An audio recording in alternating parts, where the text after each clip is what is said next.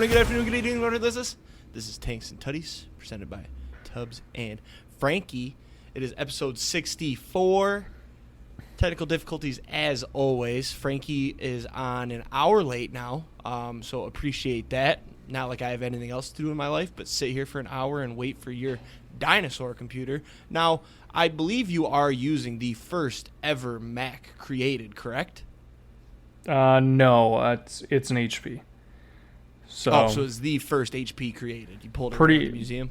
Pretty close. Some reason it does have a touchscreen, so I'm not really sure how they got that, but yes, it is old. In computer years, so it's 6 or 7 years old, which in computer years, I believe it's like 15 years for every 1 year. So, somewhere in that 70, 80, 90 range. I'm right there with you. The only difference, so my computer's the same age.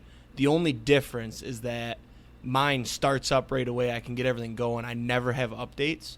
And you know what? Maybe that's the reason my computer is shit, because I haven't updated it since, I think, junior year of college, which was, how many years ago was that? 4?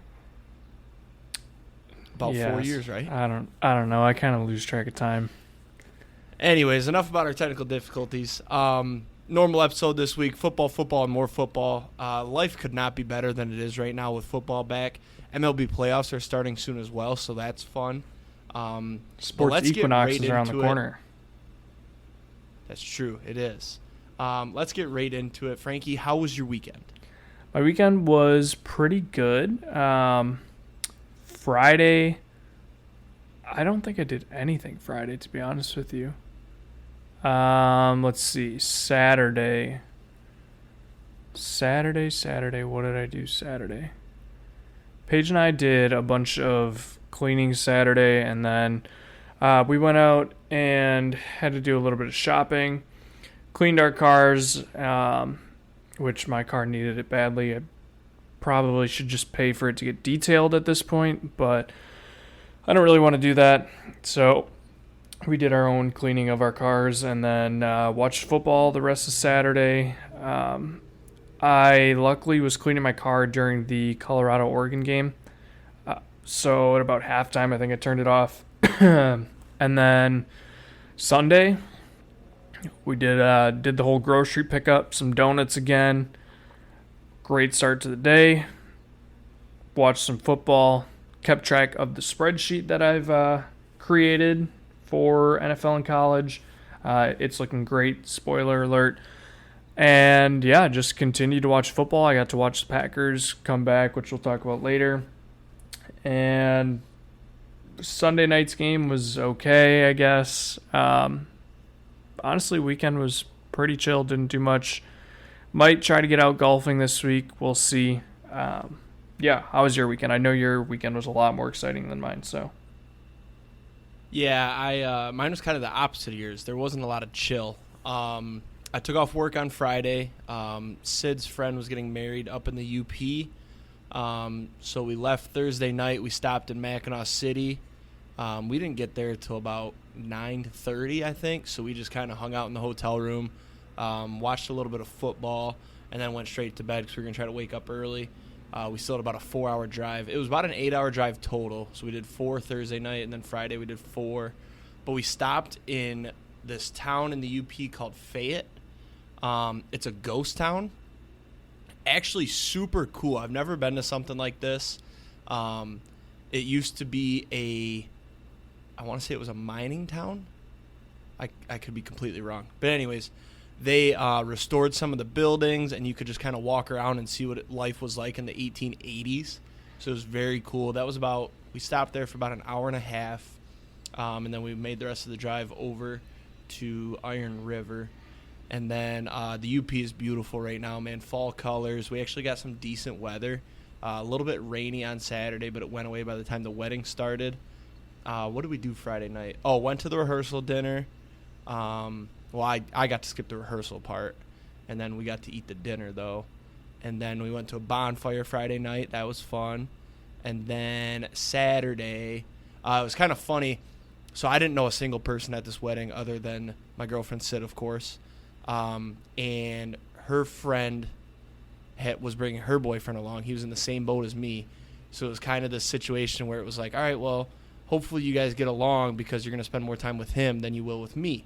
So I was very nervous. I'm not going to lie to you. I met him Friday night. Honestly, like, super easy. You know how it is with guys. I mean, if you sports bet and if you like football, like, it's easy. It's done. So me and him went golfing Saturday morning. We played a course up there. Absolutely beautiful course. Apparently the owner is, like, super rich. So he didn't care about prices, and their price right now is $45 for unlimited golf. We only played 18 because it was raining. But this course was easily probably – he could have charged $90, and I don't think I would have paid it. But if I was making a trip and played that course, I'd be like, wow, this is worth it. And it was $45 unlimited. Played really well on the front and then kind of lost it on the back, I think because of the rain. Then we had lunch, watched some of the Michigan game, then got ready for the wedding. Wedding was super fun. They're always fun. And then so didn't get to watch a lot of football on Saturday, but I did watch the Michigan game. And then it was weird though being in the UP because there's no cell phone reception up there at all. Mm-hmm. Like I had reception in the hotel room, but that was about it. Like at the wedding there was none, so it was like I had to like get to know people. Luckily everybody was super cool. And it was an open bar, so you know that's a great time. And then Sunday, drove home. I told Sid, I was like, I'll drive first so that way I could try to watch some football later on. We left a little bit later than we wanted to, so I ended up driving for part of the Lions game. And I went old school. I listened to him on the radio. And it really took me back. It took me back to the old days, like driving with my dad, listening to the Lions, and him just like cussing them out. Luckily, the Lions game went well. Obviously, we'll talk about it. Stopped in St. Ignace just before the bridge to get some lunch, and then made the rest of the way home. We got home at 7, which was really good, I feel like, for an 8-hour drive. We only stopped like 3 times, I think. So it was real good. And, so just basic wedding. I'm ready for my normal football weekend, though, where I don't really leave the couch on Saturday and Sunday. However, every weekend I've been doing something fun, so I'm not going to complain. This wedding was a lot of fun. The UP's beautiful right now. They are just getting into their fall colors, and oh my gosh, I love fall, man. Football, a little bit cooler. Oh, good times. It's honestly weird thinking about fall because like I'm so used to like now in Wisconsin and Michigan, like leaves would be changing. It'd be like high 60s, low 70s, even some 50s in there. It's consistently been high 80s, and it doesn't look any different than what the summer looks like here. And I'm really not sure if we really get a fall. Like, I don't know if the leaves change color and it gets cool, or if it just kind of like goes from summer one week to like cold the next week. Yeah. So I'm interested to see. I have not ran my air in like 3 weeks because it's just been high 60s. So that would be so nice. And the leaves are changing. My front yard and backyard are full of leaves. I am not looking forward to raking those up. So I'm gonna have to sacrifice a Saturday or Sunday on that here pretty soon. But like it's currently 90 degrees here right now. Dude, that's insane. It's 61 and raining right now. Yeah. I don't think it's also rained here in like 2 weeks. So. Jesus, that's crazy. And then another mind fuck over in like Britain. It's winter. Like they're like snow. It's almost spring for them. Aren't they opposite? No, wait, no. That'd be like Australia. Australia would be like spring because they're the southern hemisphere. Oh, the other thing about the weekend that I wanted to bring up, I'm looking up the weather in London real quick, actually. London, England. They're the same hemisphere. 62. Yeah. Oh, so it's the southern hemisphere that's opposite. Not that deep. The other thing about the UP, dude, is the accents. Oh my God. It was like when we first lived together and I made fun of everything you said, but it's times 10 up there. I'm going to try to rattle off a couple of the big ones. Bagel, caffee instead of coffee. What am I missing? Oot. Use. Oot. A boot. And there was use, one more they say big use. One. Yep, use. Because my grandparents used to live right up by the UP. They were still in Wisconsin, but it was pretty close to the UP. And they pretty much gained the UP accent. Mm-hmm. Dude, it was 98% of the people at this wedding had that accent, so I felt like such an outsider. It was such a crazy feeling. Well, let's get into it because we got a lot of football to talk about, and obviously we got a big matchup this week on Thursday night we got to do a little preview of. So Locks and Longshots here. I had a pretty good week last week. I believe I went 2-1.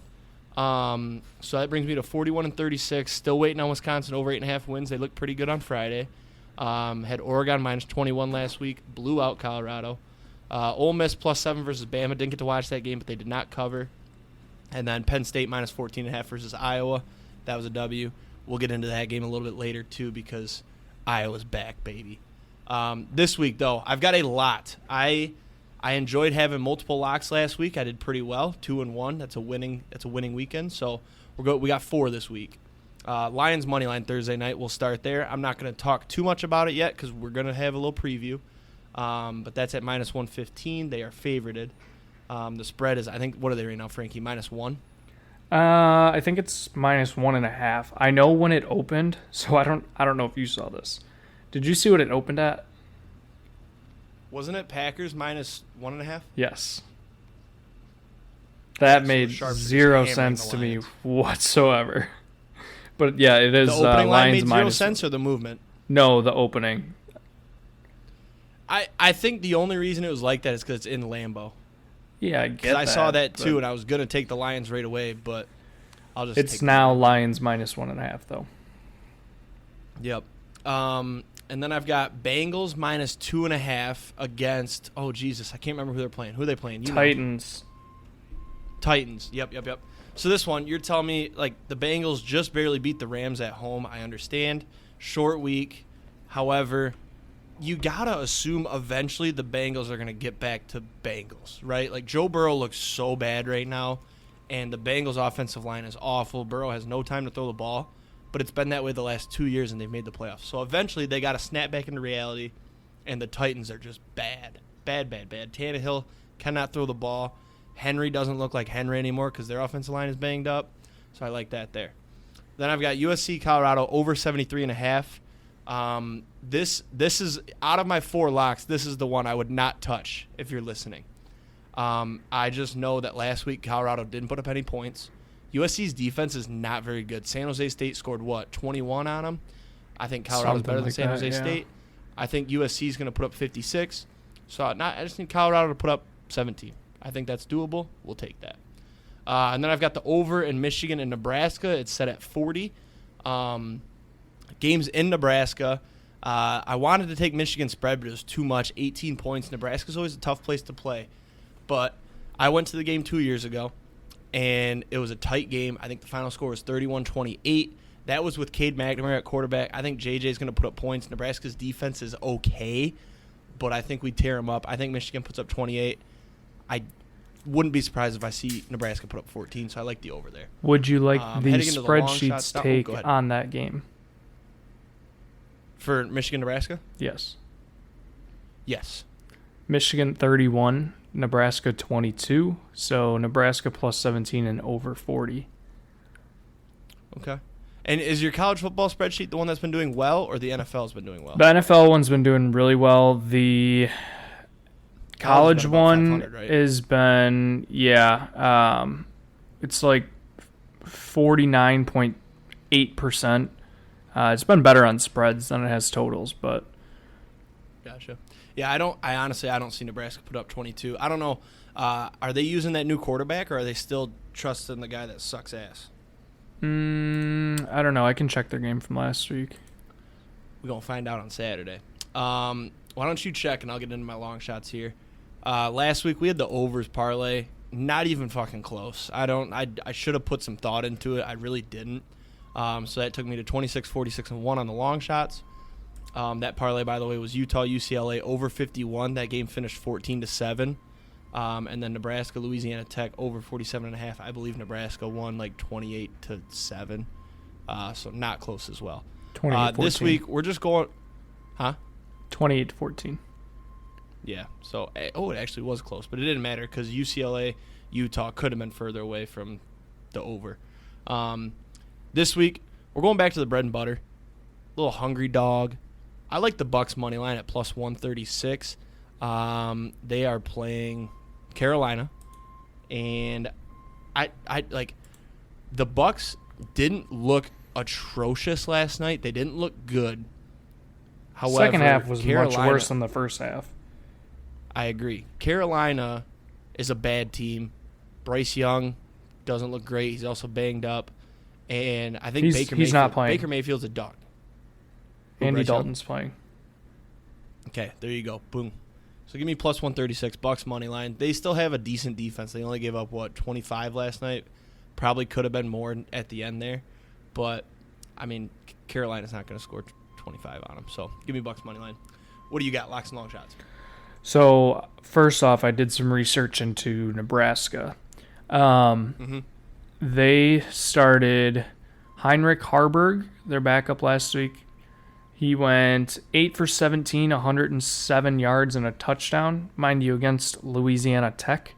And then Chuba Purdy did come in for one pass attempt and went 0 for 1. But that game was that was in Louisiana Tech, right? Or was that a home no, game? in Nebraska. Oof. But yeah, so the Purdy brother is there. I also would like to point out that, remind you, this Harburg guy has started one game, and he is the season leader for passing yards for Nebraska. That's an insane stat. Yes. He also their quarterback had 2 fumbles. And he's only thrown for 278 yards.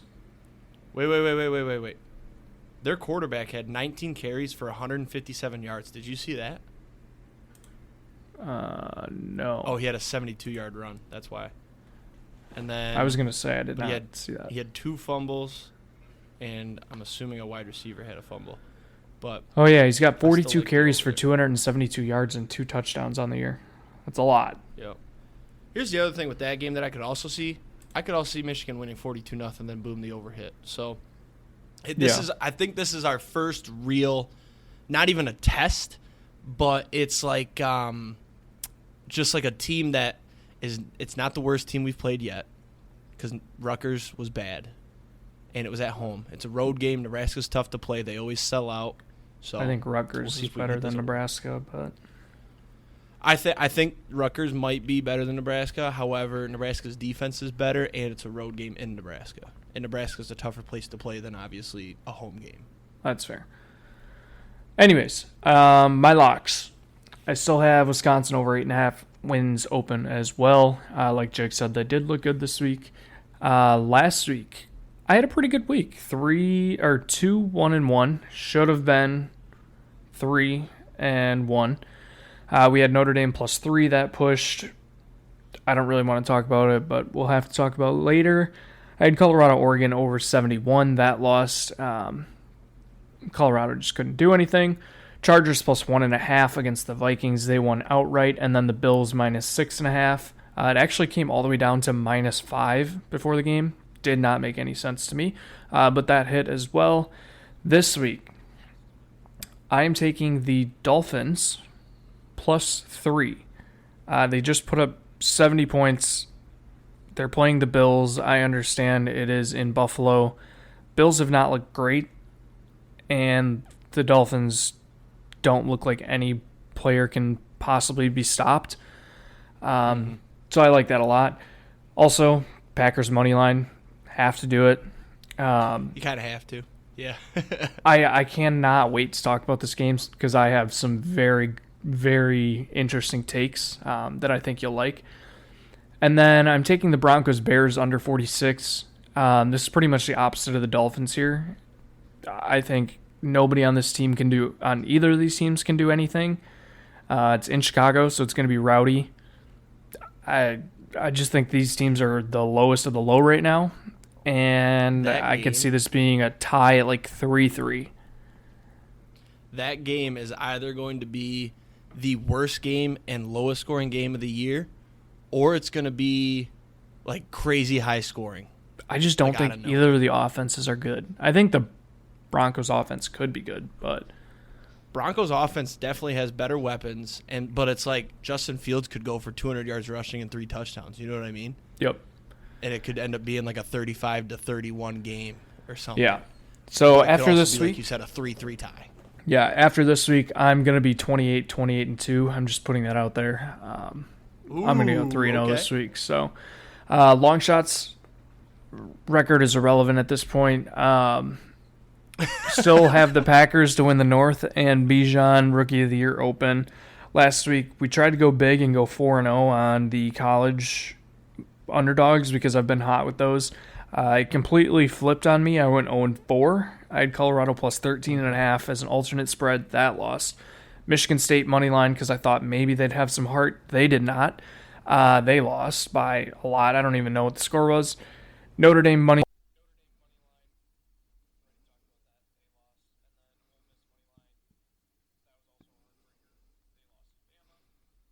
Dolphins plus 3. I'm going to take the Dolphins money line as well. I think, like I said, I just don't know if anyone on this team could be stopped. And then I have 2 college football underdogs. I talked a little bit about the spreadsheet, but I have made a college football and an NFL betting spreadsheet. Last week, my college football spreadsheet went 31-19-4 against the spread. And a lot of those 19 losses came in ranked games. So I found some underdogs who are playing in games without ranked teams. And I'm going to take Arkansas money line. They are playing... Oh, I had it. I just had it. Arkansas is playing against Texas A&M in AT&T Stadium in Texas. So it's basically a home game for Texas A&M, but Arkansas is the home team. That's plus 205. And then I'm taking Syracuse money line against Clemson in Syracuse. I don't think Clemson is good on the road. Actually, I know they're not good on the road. And yes, Clemson did put up a fight, but I think this is a letdown game for Clemson after last week. So, like those two, both at plus 205. I have one quick, I'll just say it. What if we make a rule? So I'm fine with my long shots. My record's not that bad. Yours is obviously atrocious. What if we do a thing where each week you come up with a plus 1,000 play, whether it's a parlay or whatever, and if it hits, you can wipe your record and restart 0-0. Ooh. No, I'll keep my record for this year. It's fine. Okay. Then how about if I hit a plus 1,000 long shot, you have to say your record until you hit a plus 1,000 long shot. That's fine. Okay. All right. I will cook one up for next week that I'm not going to throw something together right now. I'm going to actually put way too much research into this. I was going to say, this is going to be like a bunch of, this is going to be like a 30-leg, all minus 1,000 favorites. We're going to call it the 10-1 club, and I'm going to enter it. Yeah, it's going to be, my record's going to be losses to wins. It's going to be like Javi's 25-leg minus 1,000 per leg parlay. Yeah. I'm gonna get cooking next week. All right. Why don't you go ahead and do your quick MLB update, and then we can talk some football. Yeah, so we are a week away from the MLB playoffs. So far, only 6 teams have clinched. The Orioles, the Rays, the Twins, the Brewers, the Braves, and the Dodgers have all clinched. Only the Twins, the Dodgers, and the Braves have clinched their divisions. If the Brewers win tonight, they clinch their division, so that's where we're standing with that one. I believe, the Orioles have a 2.5 game lead on the AL East. So as long as they continue to play good baseball, they should be able to clinch their division. Looking at the AL West, the Rangers, the Astros, and the Mariners are all fighting for the West. It is only separated by 4 games between the 3 of them.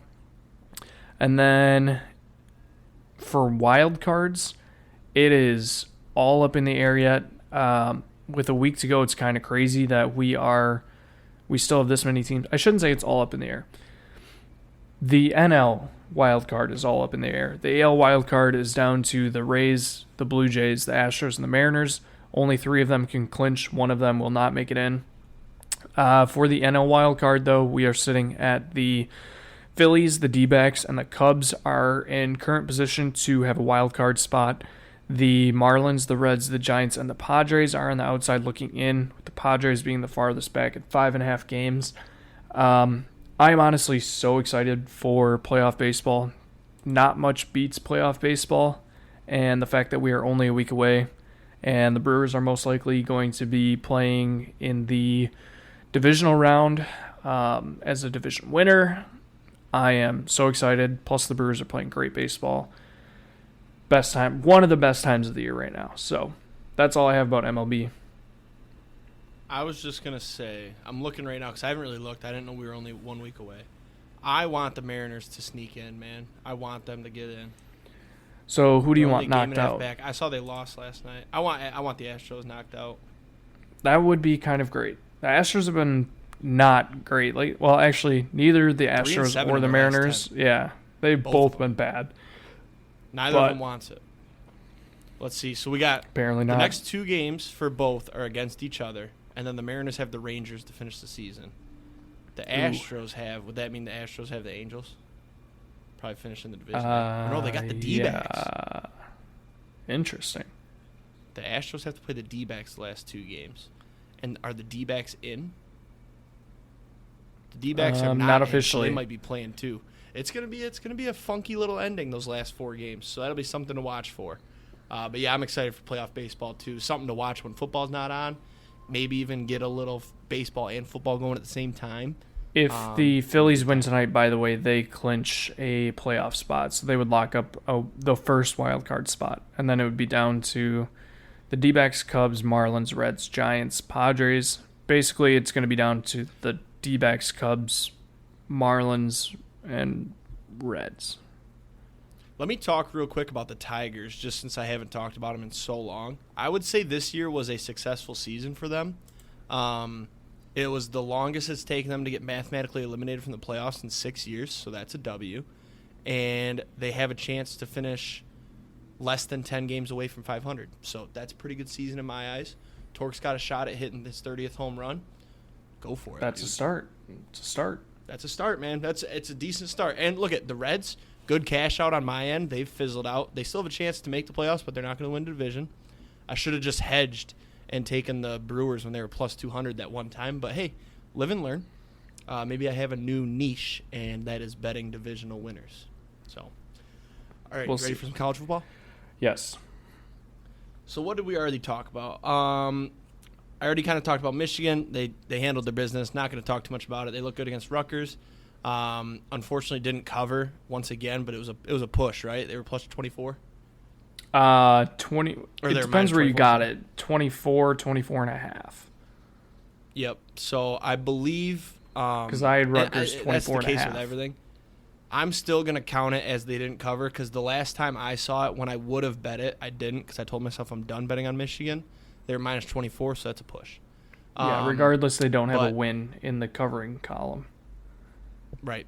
So, like I said, decent test this week against Nebraska. Hopefully they handle them pretty easily. But Wisconsin, man, they looked good Friday night, I would say. They finally used Braylon Allen. They were forced to. What are your thoughts? I think I agree. They did look good, but they, like I said, they were forced to use Braylon Allen. Chaz Malusi, did you happen to see the replay? I did not. Or wait. Yeah, somebody sent it to me, actually, I think. Was that the ankle that was bent sideways? Yes. He is done for the year. I did see that. Most likely. I did see that. Disgusting. But yeah, I think that happened like early in the second half, and Braylon still only outtouched him 16-11, which is kind of crazy. I'm watching it again. Yeah, but we now are forced to use. We are now going to be forced to use Braylon Allen, which is great. I fucking love it. Mordecai once again wasn't amazing, wasn't bad. Celebrating your player getting injured. Well, it's not celebrating that he's injured. I'm celebrating that we finally get to use Braylon Allen how he's meant to be used. I mean, he was electric. Mordecai also, like I said, he wasn't great throwing. He was really good on the ground. He had 14 rushing attempts for 44 yards and 2 touchdowns. So nice to see that he can actually move his feet. Outside of that, not a lot. I mean, they never really took their foot off the gas, which is good to see. I just hope that we continue to play like this because, spoiler alert, the Washington State game was not actually a bad loss. So, 1 loss to a Washington State team right now doesn't look that bad. Yeah, it's later on the dock there. I kind of made that point. I was thinking Washington State would lose one here shortly, and then it would be a bad loss. But they've looked good. They just beat a good Oregon State team. I'm surprised Wisconsin's not ranked. Their 1 loss came to a top 15 team, but not a bad thing because it's only the AP poll. It literally means nothing. It had Colorado ranked in the top 15, so wouldn't worry too much about it. Speaking of Colorado. Well, hold up. I actually have something about Wisconsin yet. So we have a bye week this week. And then... That's an early bye. It is, but I think it's kind of the perfect timing for this team. It's kind of a, regroup and rest up because then you go Rutgers, Iowa, Illinois, Ohio State.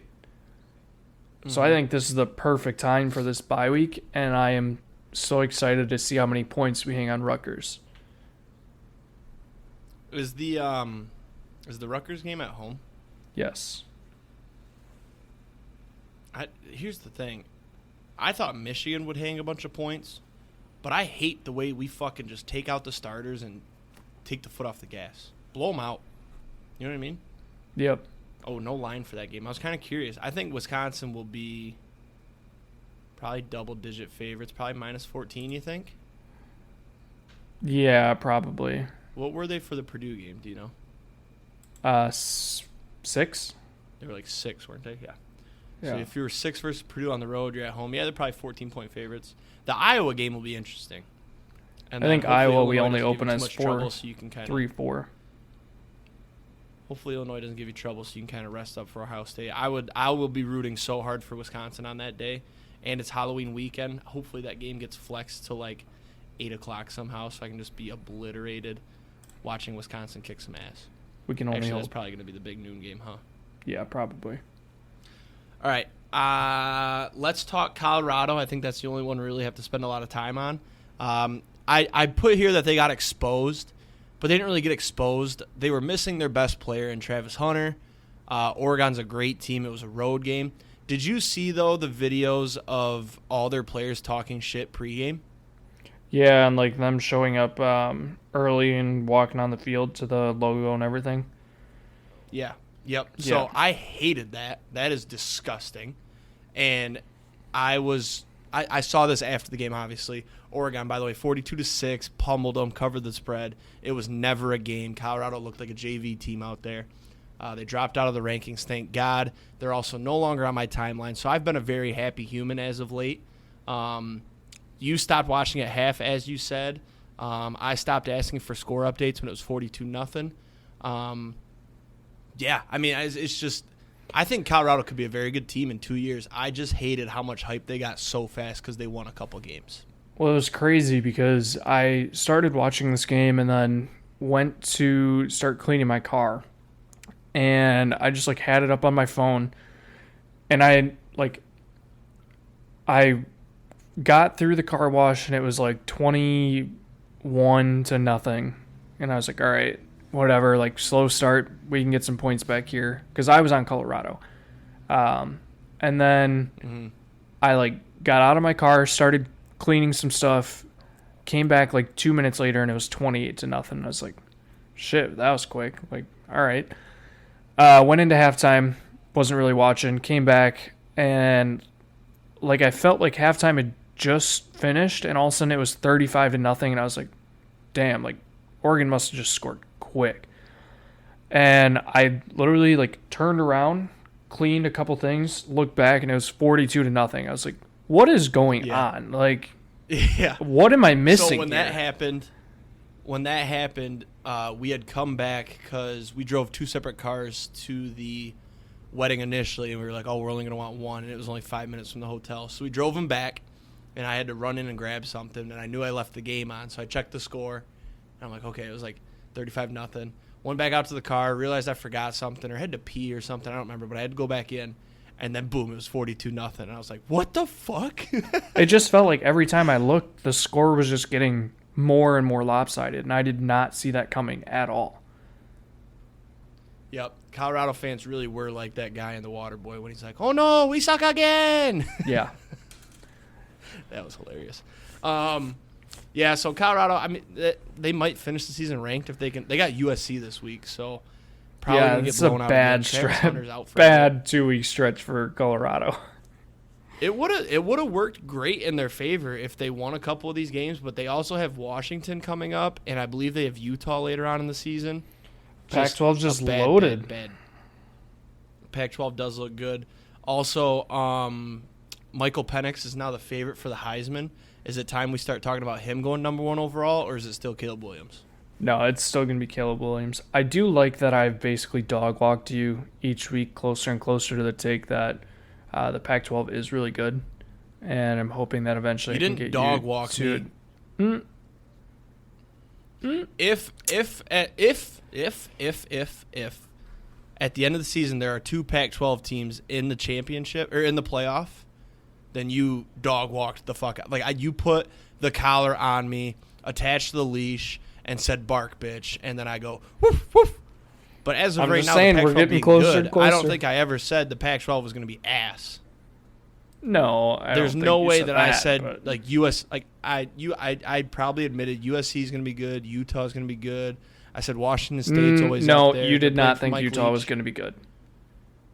I for sure. There's no way I thought a possible playoff team last year with a returning quarterback wouldn't be good. I don't think you thought they were going to be that good. I definitely don't think they're going to make the playoff. And I honestly, without their has he even played yet? Cam Rising. I honestly don't know. I don't either because I haven't watched their games, but I know I'm going he's to look up. right now. When they get him back, they might be scary. Unless he played last week, then they're not scary anymore. But so last week he did not. He has not played yet. I don't think he's played yet. Yeah, he hasn't played yet. Once they get him back, they might be scary. We'll see. Considering they're 4-0 and number 11 in the country without him. Yeah. And they've played a couple tough teams. UCLA, what was the first one? Florida. Florida looks decent, too. Baylor, which, Baylor, meh. Snuck out of there, though, with the W. Can't hate on sneaking out with a W. Other games here. Florida State edged out Clemson. Dabo with some of the weirdest clock management I've ever seen in my life. Used the timeout on defense to help out Florida State, and then didn't spike the ball to go for the Hail Mary there at the end. As somebody who was with 12 seconds, and they ran a fucking halfback draw. As somebody who was on Clemson, I was very frustrated by the play calling for Clemson. Did you watch an overtime? Yeah. What happened? Because I couldn't watch it, but was there some sort of weird play call on third down or something in overtime? Yeah. Let me bring up the score so that I can refresh my memory because I know it was horrible, but I don't. Oh, Clemson. I don't remember directly off the top of my head what it was. All right, play by play. This is the beginning of the game. So, OT. Their first drive in OT, 1st and 10, ran a pass, incomplete. 2nd and 10, ran for 9 yards, great. 3rd and 1, they did a screen pass for no yards. And then 4th and 1, they passed again. You have Will Shipley. So two plays, 1 yard to go, and they didn't run it with one of the best running backs in the country? After a guy who just ran for 9 yards on 2nd down. That's an interesting choice. Yeah, I saw some tweets. I don't remember who was tweeting it, but I'm assuming they had Clemson because they were not happy. Yeah, it was. I had Florida State. It was baffling. All right, I'm gonna fly through a couple of these just so we can get into NFL. I won't fly through that one. We already talked about Washington State. LSU narrowly beat Arkansas. Didn't even really watch that game. I have nothing to say. I just saw it was close, and LSU's ranked. Bama took care of Ole Miss. You had on here Ole Miss couldn't get it going in the second half. You want to talk about that quick?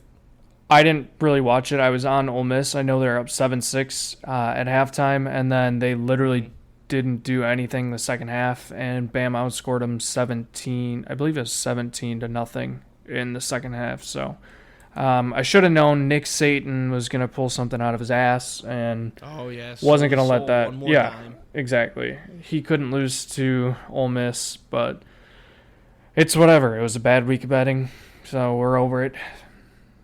And then Iowa football is so back. They had 76 total yards and 4 first downs against Penn State. Do you happen to know what the punt yardage was? Because I believe it was like 400 yards of punts. 352 yards of punts. That's what it was. Yep. I was back. It's ridiculous. So back. I actually had the over in that game. I don't know if I talked about it on the show. I think it was 42.5, and I was sitting there on Saturday.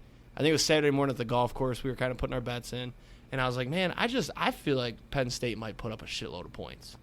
And then we kind of talked it out, and I'm like, also like 42.5 or whatever it was. I'm like, even if Penn State puts up 35, Iowa's got to score, right? Nope, they didn't score. No. Just Iowa football's so back. I can't wait for Iowa, Wisconsin. That game's going to be a sloppy mess, but I think that game's going to be for the West. I don't know how to feel about that game because they're both such different teams this year. Like, yes, Iowa's defense is still really good, and Wisconsin's defense is still pretty good. But also, Iowa's defense is somewhat decent. It has the potential to be decent, and Wisconsin's offense has the potential to be very deadly. Like, I don't know what to think about it. So I can't decide if I want Wisconsin or Iowa to make it to the championship, because obviously I'm not expecting, but you're expecting. Looking at I do not expect it because Penn State's tough and Ohio State's tough. Like, making the championship is going to be a huge accomplishment this year. But if Michigan makes it, would I rather have them play Wisconsin or Iowa? And I think the answer is Iowa because Cade McNamara just went there and he talked a lot of shit. And Wisconsin, like, it'd be cool to kind of beat you and, So you're more scared of Wisconsin is what you're saying? No, not at all. I'm not scared of any team in the West at all.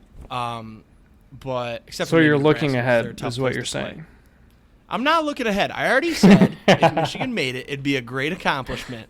But who would I want them to play if they did make it? And, like, beating Wisconsin would be cool because we can make fun of you. But I don't think you would be as hurt as I would want you to be because I think you see Wisconsin is not a very good team. But if they made the championship, I think you would find a way to convince yourself they have a chance to win. So, I think they are a good I don't know. team. As of right now, it's Iowa, but I wouldn't be mad if it's Wisconsin either. I just don't want, like, Northwestern or Minnesota somehow. So, but like I said, we got to get through Penn State and Ohio State first. Those are not easy games. All right. And so last thing here for college football, Notre Dame with, like, the choke of the century, I think. 2 plays at the end of the game, crunch time, and they have 10 defensive players out there. Talk about it. I'm assuming you watched it. I didn't get to watch it. Yeah. I was on Notre Dame +3. I was on Notre Dame money line. All of America was, dude. All of America had Notre Dame. I mean, it made more sense. Like, OSU's quarterback hasn't proven anything. OSU in general hasn't proven anything. Notre Dame has looked great. They're playing in Notre Dame. And, I mean, Ohio State kind of, I don't want to say controlled the game. Like, the first half, it was 3-0. That's it. And then it was just back and forth in the second half. Honestly, it was great. Like, just seeing such a competitive game. But then, yeah, the last Ohio State drive, they marched down the field 65 yards in a minute and 25 seconds. And I think the worst part about it was that they had a 3rd and 7. Actually, no, they had a 4th and 7 at Notre Dame's 39 with 51 seconds left, down 4, so they had to go for it. And they got a first down. And then they got another first down. And then they had a 3rd and 19 with 15 seconds left at the 22 and got another first down. And then 1st and goal at the 1 yard line. They threw it once and it was incomplete. 2nd and goal.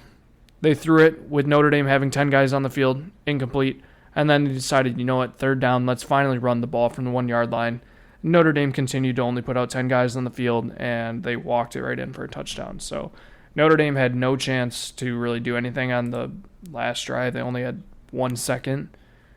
And yeah, it was frustrating because Notre Dame should have won that game. Honestly, probably would have won that game if they had 11 guys on the field for the last 2 plays. But I don't know. Notre Dame's overrated. They should not be number 6. I don't believe they should even be a top 10 team. I understand since they're 4-0, you kind of have to, but I don't think I don't think Ohio State is going to be a playoff team this year.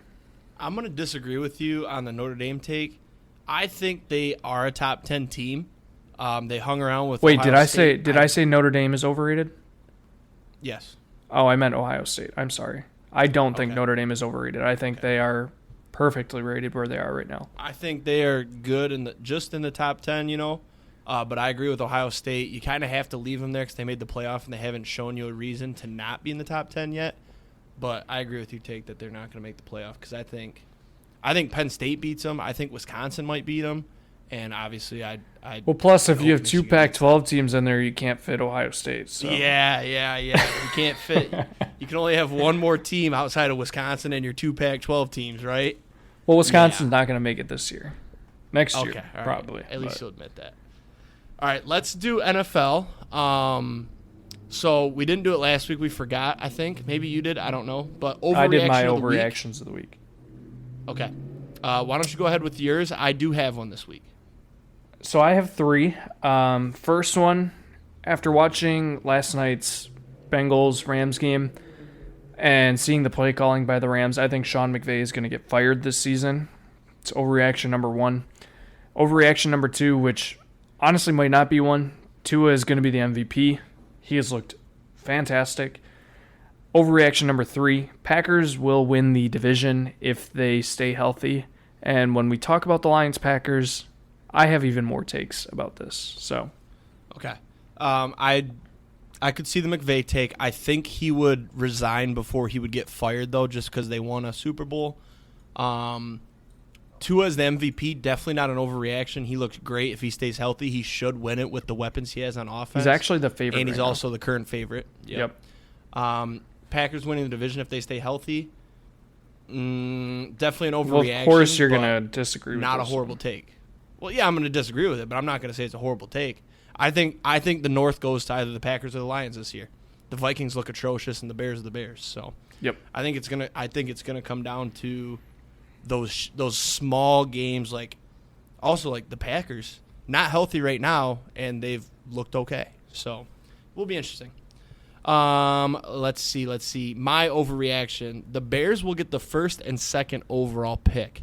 I think they finished this season 0-17. And I don't think Carolina looks good either, and they've got their first round pick, so I could see it going either way. I like that. Could be Carolina gets the 1st overall pick and the Bears get the 2nd, but I think the Bears get the top 2 picks. And I was also wondering, has that ever happened? And if so, when was the last time? Because in my lifetime, I don't think that's happened. I was also wondering that because I almost made that my overreaction, and then I kind of forgot about it. I'll look up, has any team gotten 1-1 and 1-2. How crazy would it be if they got 1 and 2 and they took Caleb Williams, Marvin Harrison, and they still had DJ Moore? That offense would be kind of good. They should just take Caleb Williams and Drake May and let them fight out for who's the starter, and then trade Justin Fields. Yep. I don't know what they could get for Justin Fields. They could probably get a 5th round pick. What did Trey Lance get? A 5th? Yeah. They could probably get Justin Fields would get way more than that. You think so? Yeah, he didn't. Yeah, he actually played. Injury. Yeah, I don't think I don't see anything about an NFL team drafting 1-1 and 1-2, by the way. I was going to say, I don't think it's ever happened because you got to have a bad team first of all, and then you have to do a trade to get a first-round pick from another bad team. So would be kind of cool to see. I'll be rooting for it.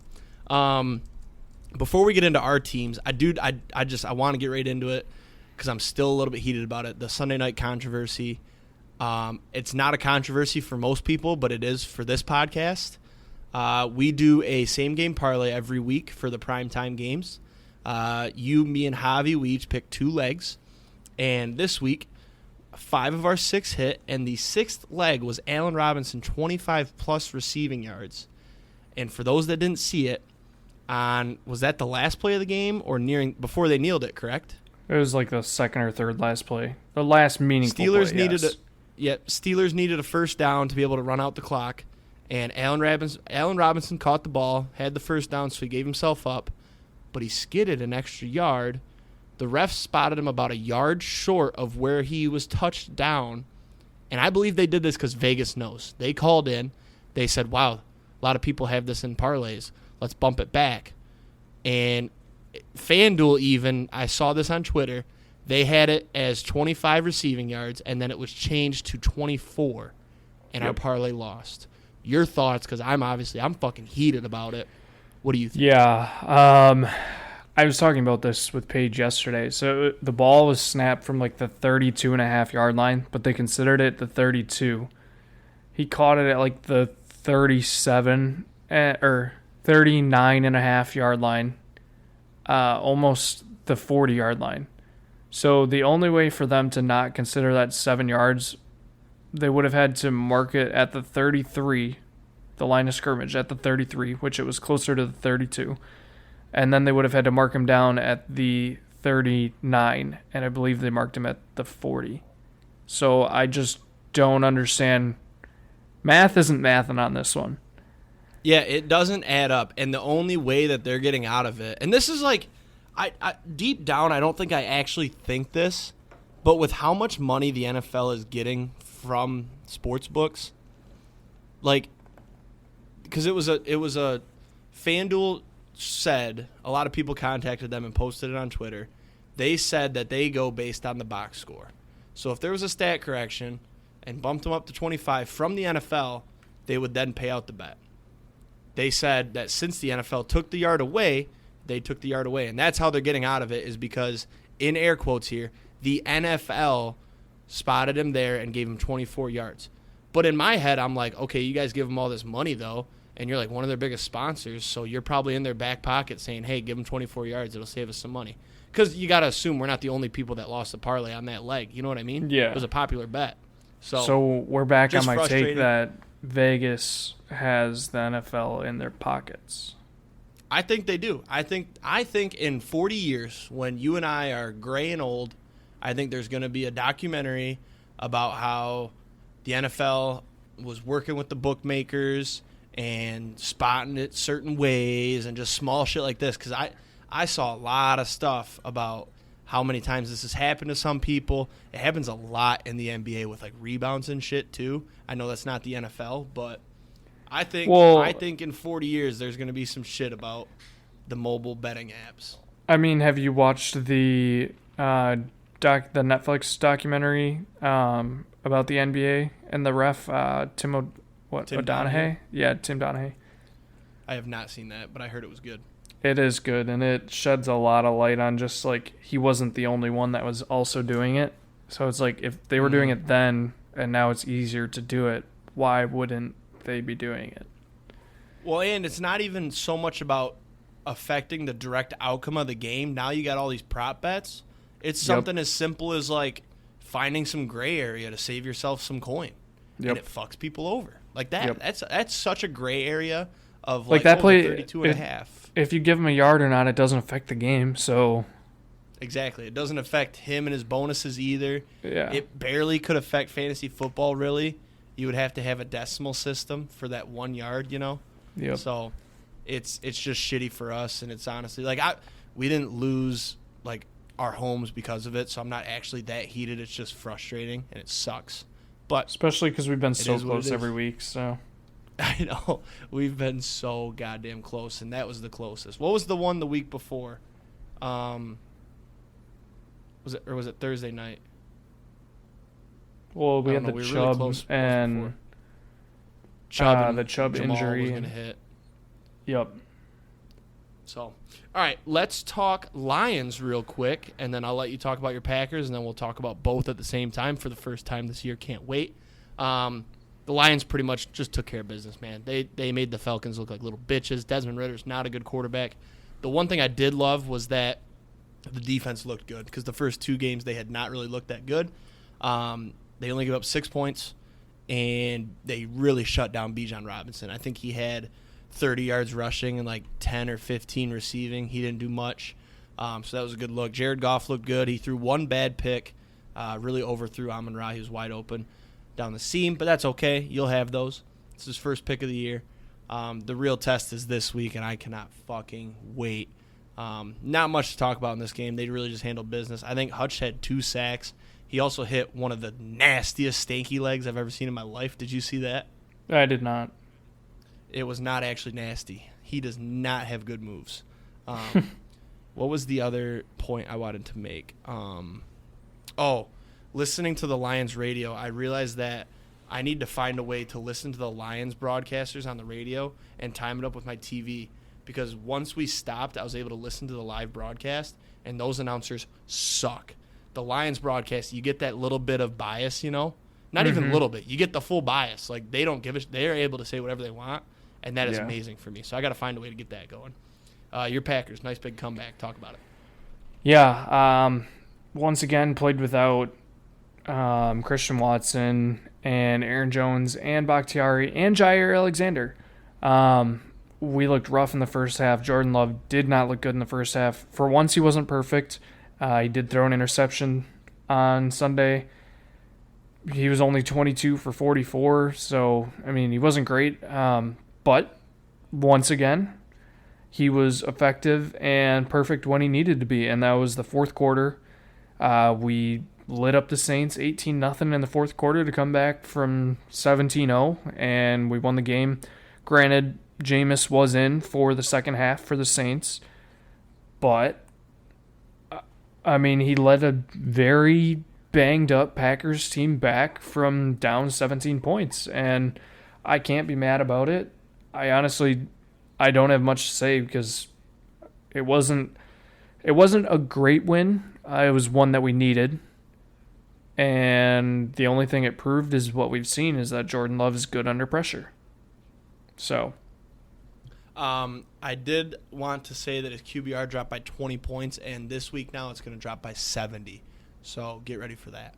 Also, A.J. Dillon, not the guy, confirmed again. A.J. Dillon is a fat piece of shit. Like, I'm starting to get... I think he's just too jacked. I'm starting to get, like, Eddie Lacy 2.0 vibes from him. Yeah, but he's not actually fat. He's just too muscular for running back. I honestly agree. He's not running back jacked. He's like natural human being, like power lifter jacked, and that doesn't translate. Like can't run, yeah. So he's got to think about that. Do you know? While we get into our preview here, are Watson and Jones going to play this week?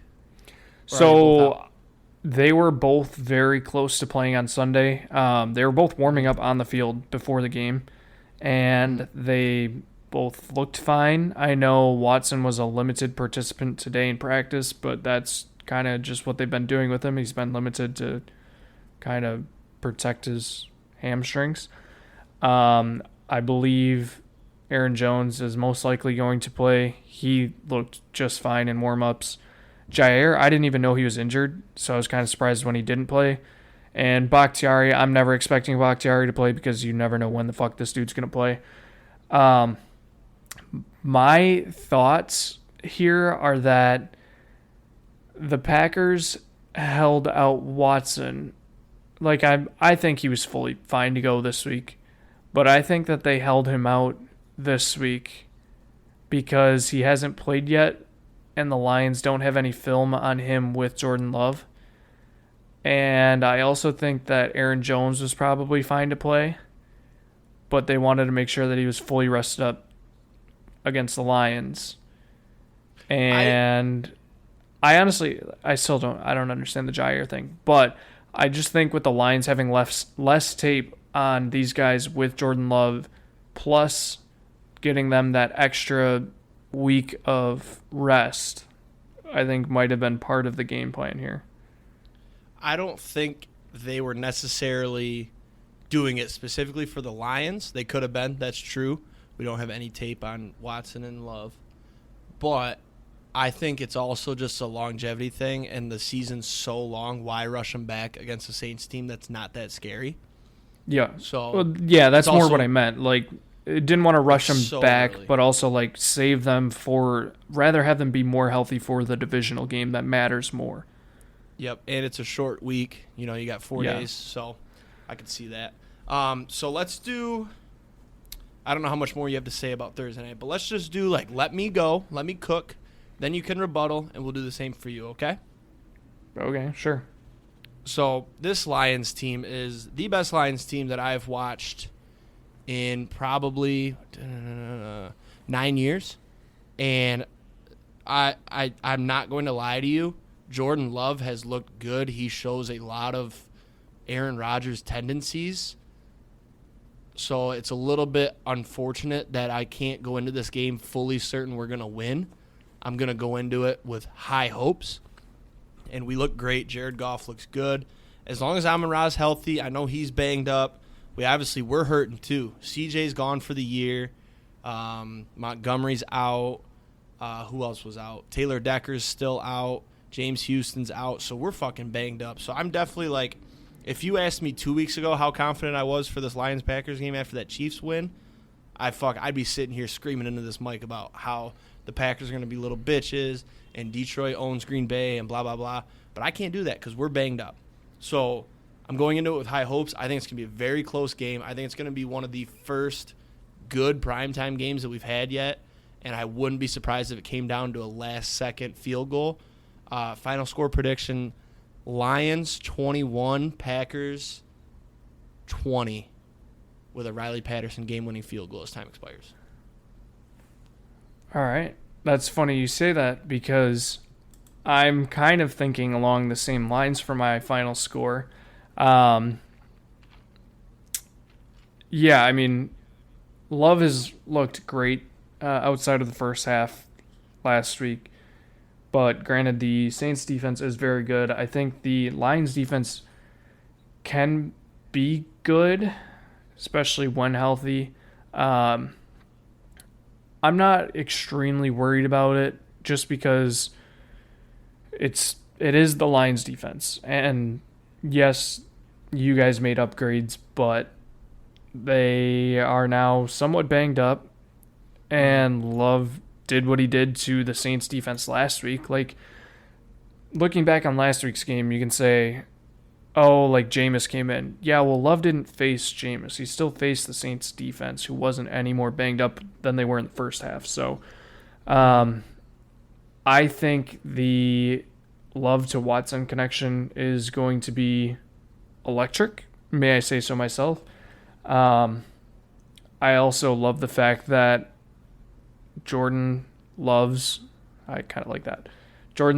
Dobbs because it's a very strong second option, and now Musgrave has also looked great. I think we have like 4 legitimate offensive weapons as like receiving options. That's not even considering Aaron Jones.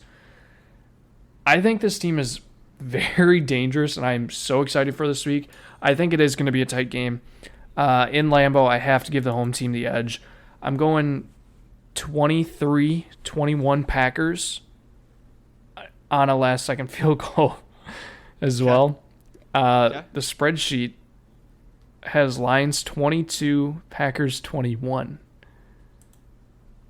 Yeah, it's going to be a close game. This will not be a blowout. I think it will be the best primetime game of the year so far. There hasn't been a better one, right? Vikings-Eagles I was don't pretty think good. so. But I feel like the Eagles had that one pretty much under control. Yeah, I don't think there's really been like a, wow, this game was awesome. I mean, the Bills-Jets was good, but it shouldn't have been. Yep, and Lions-Chiefs was pretty good, too, to start the year.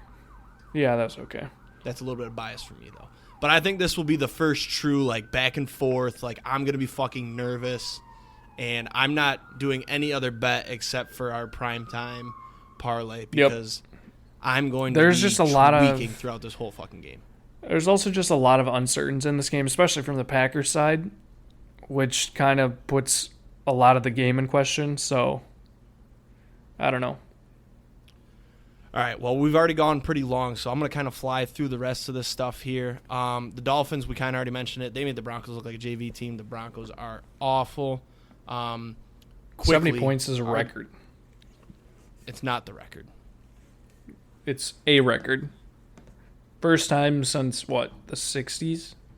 It's a record in our lifetime. The record is 72. I think they could have kicked a field goal to break the record. Yeah. But quick question for you: are the Broncos or the Bears the worst team in the league? Bears by or far. Other? I think so too. My Colorado hate has now shifted because Colorado lost. I don't need to focus my energy there. I hate Taylor Swift. So sick. I have always kind of had a riff with her. I don't get Swifties. I don't understand being obsessed with one person, no matter what. Like whether it's a normal person, like your girlfriend or like a family, like nobody should be that obsessed over one single person. And there are millions of girls that are obsessed with Taylor Swift and they've never met her, and it's all over. And then like I couldn't even watch the Chiefs game because it was the Taylor Swift broadcast. Then my fucking social media is flooded. The tweet where people are worried I shouldn't say people. There was a single Taylor Swift fan that tweeted that she is worried for Taylor Swift because Travis because of when he punched the teammate in the preseason. I was like, are you fucking kidding me? Did you also see the tweet thread explaining how football works? No. It was like, real quick, it was like, all right, Swifties, since we're getting into football now, because Taylor is, you have 4 downs to gain 10 yards. That's the yellow line on the field. And like just the most basic shit. No. A lot of good memes came out of it, though, because it was like Russell Wilson hearing this information, and it's like a real confused Russell Wilson face. But yeah, dude, oh my God. And like, I enjoy Taylor Swift's music, but like her old stuff. I haven't listened, like, she wears high heels, I wear sneakers, she's cheer captain, and I'm on the bleachers. That type of shit gets me going. Love Story, great song. The new stuff, I can't get with it. And the Swiftie love is ridiculous. So I'm about done with that. I'm glad we're on the same page there. I hope she doesn't go to any more games, but we are getting some good memes out of it. Let's see. Are the Jags bad? I don't know. I haven't determined yet. I'm really wondering because could we just say that Trevor Lawrence last year, it was like what? The second half of the season he was good last year? Yeah. Yep. Could we just say that was a fluke? Went on like are you going to say the second half was a fluke, or is he going to start slow like last year? I haven't determined. I know. I'm in the same boat. I still don't know. But, man, the Texans manhandled them. But C.J. Stroud looks like he's going to be a good quarterback. He hasn't thrown a pick yet. I don't know. He went for like 900 yards total in his first 3 games? Yep. Tank Dell looks great. Nico Collins looks good. Tank Dell's a beast. Your Texans take just gets better and better each week. I'm telling you. It was a good one. That was one of your overreactions, correct? Over 500? I think so. Yeah, that's not a bad take. 2 more here, and then we'll get into Paige's picks because I know we've gone very long. Appreciate you all still listening. The Vikings just don't want to win games. The end of that Chargers game was atrocious. That game was gross as it is. The Vikings were down 4. The Chargers went for it on their own 25, and they didn't get it. Vikings got the ball. They couldn't score. I don't remember watching this. I just know there's bad play calling. Also, stat for you real quick. This year, the Vikings are now 0-3 in one-score games. Last year, in one-score games, they were 11-1. That's how they got their bread. So, not afraid of the Vikings. They don't look good. Kirk Cousins looks about as bad as you can look. Justin Jefferson. No. Kirk Cousins does not look bad. Kirk Cousins looks just fine, actually. I guess I should rephrase that. Kirk Cousins in crunch time looks bad. I don't think it's his fault, though. Like, the whole one-score game record, you had to see that coming. There was no way that a team was going to continue to go 11-1 in one-score games.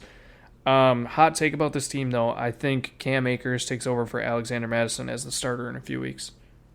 I wouldn't doubt it. It's the attitude thing that always gets me with Cam Akers. Like, if you have a bad attitude... See, but I heard that wasn't the issue this year. Your coach is going to hate you. No? I heard that was the issue.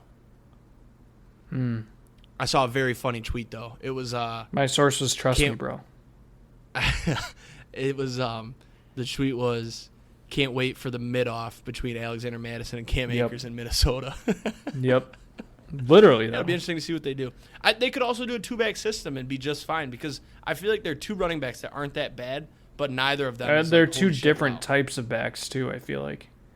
Yeah, and I like Madison was always the complement to Cook. However, last year when Cook was out, Madison usually looked good. Madison has looked bad now. So yeah. The only other one I have here, the Cowboys lose to the Cardinals. This was, I'm not gonna lie, I didn't see this coming. I knew the Cowboys. I was trying not to get too crazy on them because they played two bad quarterbacks. But now they just played a backup quarterback and they got rolled. The Cardinals had, 450 yards of offense? Yeah. Another hot take, I don't think the Cardinals will be a top 5 pick in the draft. Not a horrible pick. The defense, too, looks like they are pissed about people that want them to tank. Week 1, I don't know if we talked about it, they were headhunting, and they looked mad. Yeah. And Josh Dobbs doesn't look like an atrocious quarterback, to be honest with you. They have weapons, and Kyler's gonna be back eventually. Yeah. So I don't think that's kind of like a reheated pizza in the microwave for 1 minute take. Kind of warm, but not too hot. Still a little cold. Yeah. All right. Paige's picks quick because we've gone so long. Record update. Let me pull it up. Oh, I did want to say Jaden Reed, man. He was a good addition for the Packers too. Second round pick there. Yeah, he fits great in that system. Paige's picks. I have the records here. Last week I went 11-5. Austin, you went 10-6. Paige went 9-7. Good week all around. On the season so far, Austin in the lead at 29-19. I'm 28-20, and then Paige is 27-21. So real tight. Could be a good week. Let's get started. Lions at the Packers. Paige says, ha ha ha, this is basically Jake versus Austin. Let's go with the Packers. I'm obviously on the Packers as well. Yep, and I'm clearly going to take the Lions. I can't remember last week, but usually when Paige and I pick the Lions together, they lose. So kind of happy she's going with the Packers. Damn it. Falcons at the I don't think it happens when you guys both take the Packers, though. I think it's strictly when me and Paige take the Lions. They lose. Falcons, or no, she took them last week, though, so maybe that doesn't apply anymore. Falcons at the Jags in London. Gross. Paige says, why are they in London? What's the point besides wasting money? Jags, though, because I don't ever hear anything about the Falcons, and I still like the long-haired man, meaning Trevor Lawrence. So she's on the Jags. I'm going to take the Falcons just because it's London. Okay. I'm taking the Jags because I'm not ready to admit that they're bad after the season they had last year. Also, hot take, the Jags will be in London in the next 5 years. Permanently. Ooh.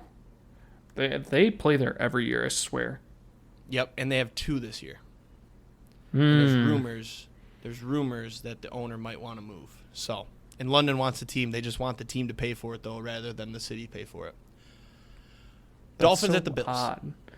Odd. Paige says Dolphins for sure, no question. They're gonna win the bowl with 3 dolphin emojis. I'm taking the Dolphins. I'm a little worried this line makes no sense, and I'm kind of scared for a trap. I feel like after the Dolphins put up 70 points, granted the Bills are good too, but I don't feel like the Dolphins should be 3-point underdogs after a game they just put up 70 points in. So, a little worried. I agree with you, except for who you think's going to win. I think this game easily could be a trap. It doesn't make sense. It should really just be a pick 'em. I guess since the Bills are at home. But yeah, the Dolphins put up 70 last week. They've looked very good. But I'm on the Bills. their defense looks very good. So, Bengals at the Titans. Paige says, oof, I like the Bengals, but I'm a self-proclaimed Tennessean now, so I have to like the Titans. I am on the opposite side. I'm on the Bengals. They got to get right eventually. Is Tennessean a real word? Yes. Like, do people like Michigander, but you guys say Tennessean? Yeah. It's kind of fucking gross. I'm on the Bengals as well. I feel like it's kind of the same situation as the Jags. I'm not ready to admit that they might not be good, and I'm ready for them to get going, and I want to be on the right side of it when they do. So, Broncos their line is so bad, though. Their offensive line. They've tried to make a bunch of upgrades, and it's so horrible. They just keep getting injured. I know. Broncos at the Bears. I don't even want to pick this fucking game.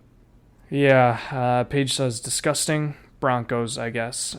I'm assuming she doesn't understand why she says disgusting for that one, I don't think. But we all agree. It is a disgusting game. I will also take the Broncos. I've got the Broncos as well. But if I could predict a tie, I'd say a tie because it might be 0-0. Ravens at the Browns. We haven't had a 0-0 tie, have we? I'm sure there's been one in NFL history, but not recently.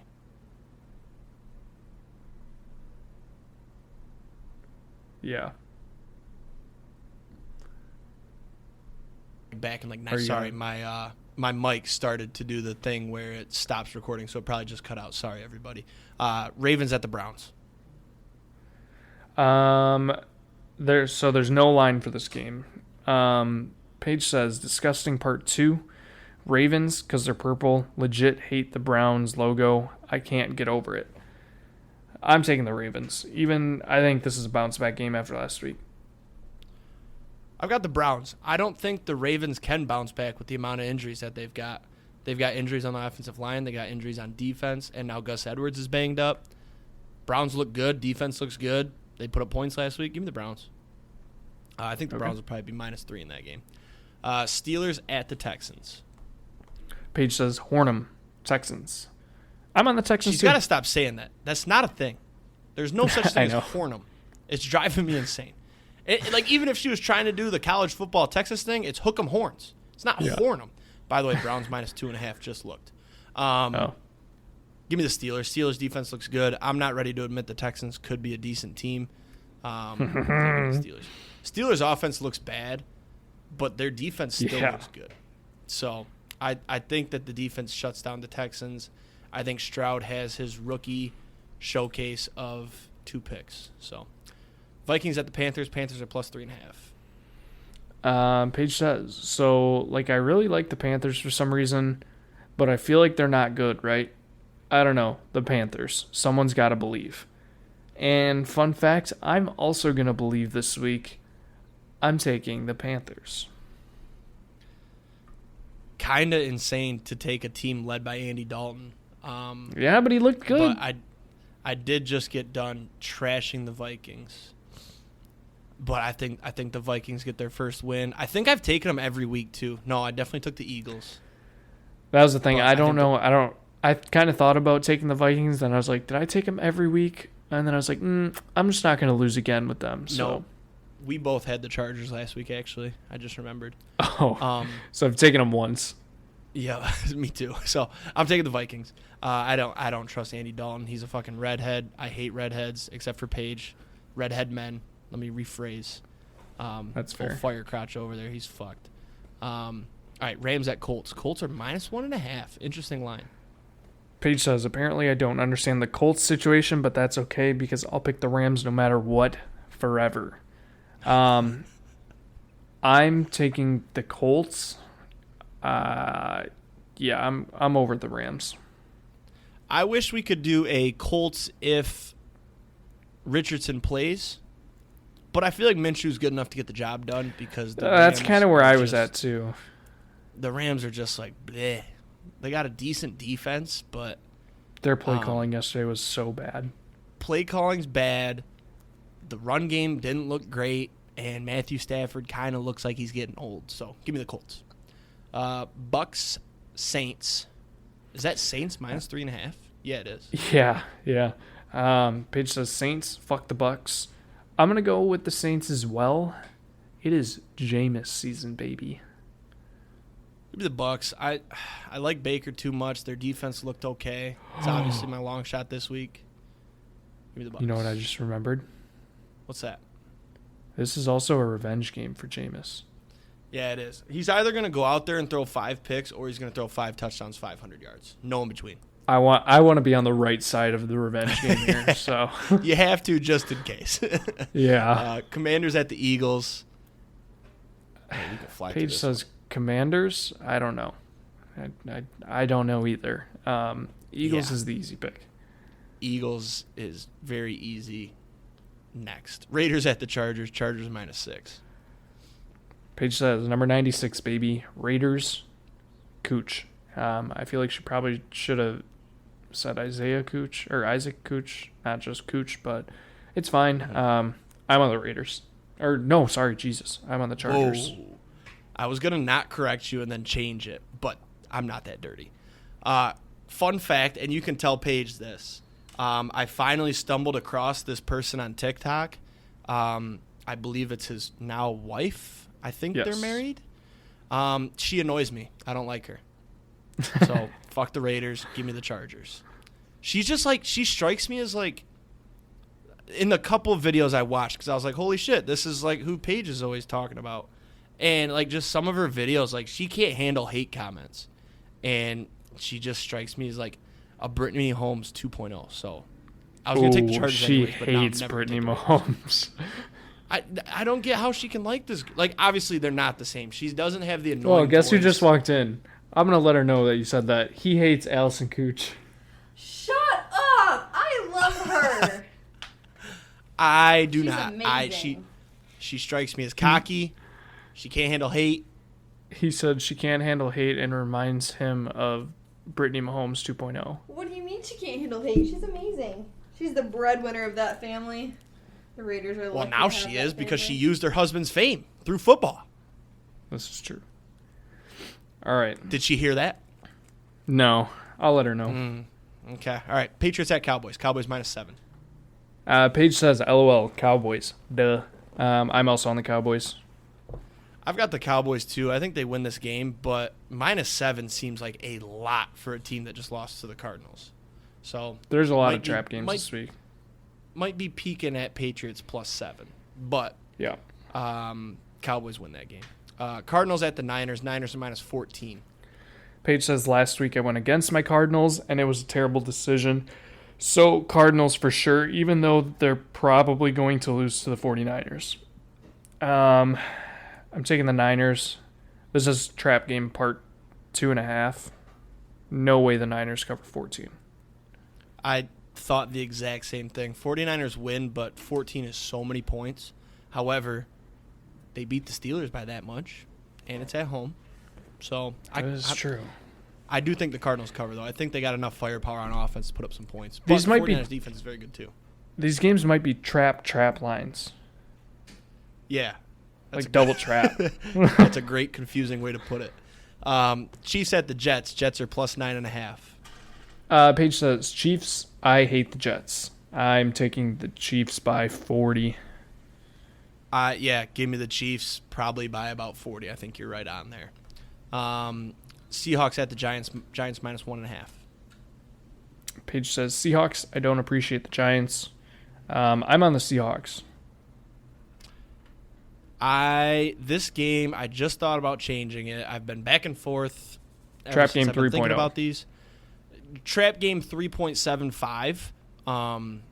I think also where's the game that I was thinking of? God damn it.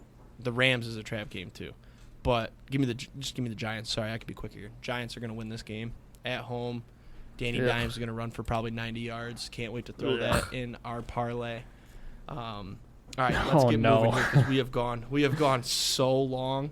Anything for the Do Not Bet List quick? I have nothing because I actually had a decent weekend. I don't really have anything to add. Yeah, I have Ole Miss, Colorado until further notice ×2. I did put that on the list already. The Rams, college football spreadsheet when there's a ranked game, and then Michigan State. Yeah, Michigan State should be all over that thing. I put the Lions on here, and I don't Was that last 0, week? 2, 3. Hang on, I got to Yeah, that focus. was last week. 9, 10, 12, 22, 22, 23, 24, 30. Ooh, I barely snuck in on that one. Wow. Good. That's a good luck sign right there. We're hitting. If we hit right here, we're even as well, by the way, for the podcast. Hell yeah. Lightning numbers, 29 and 15. So we don't have a lightning number. That's okay. Nothing. Just hit one of our cute little numbers on there. Oh, right next to 0, 32. Damn. Damn. That's 2 weeks in a row now we haven't hit. That means we're due next week. 32. Any Packers or Lions by the number of 32? Brian Branch, 32. I don't know. Packers by Bill. Down 50 now for the podcast. We need another hit. We haven't had one in a minute. So Nope. Thursday night, while you're watching that game, think about us. Frankie, I think we will be texting, so I will talk to you then. Anyways, Yeah. have a great weekend. Let's hit some tanks, enjoy some tutties, enjoy some football. Peace. Peace out. Go Pack, go. Fuck the Pack.